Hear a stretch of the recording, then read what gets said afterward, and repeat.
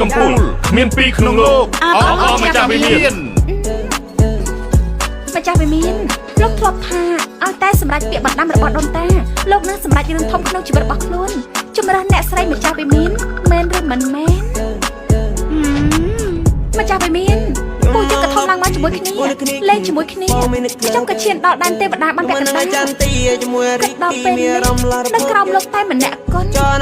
ពួកយើងទៅជាកូនពីបបេក្រវីដែលលំបែងទុកជាសមត្ថភាពអីសៀសខ្ញុំគ្រប់គ្រងសេដ្ឋកិច្ចក្នុងលោកមួយនាទីមានលំហូរប្រាក់រាប់លានឆ្លងកាត់ដៃរបស់ខ្ញុំទឹកសំជាភរិយារបស់ម្ចាស់វិមានរកខ្ញុំវិញជួអើយកចិត្តទុកដាក់ពូកែមើលថាម្ចាស់វិមានរកខ្ញុំទៅសៀតាមខ្ញុំតាមទ្រង់ធំរកខ្ញុំទៅម្ចាស់វិមានរកខ្ញុំទៅរកខ្ញុំបានហើយកុំលោឡាភរិយាម្ចាស់វិមានខ្ញុំរើសរួចហើយចៅមាន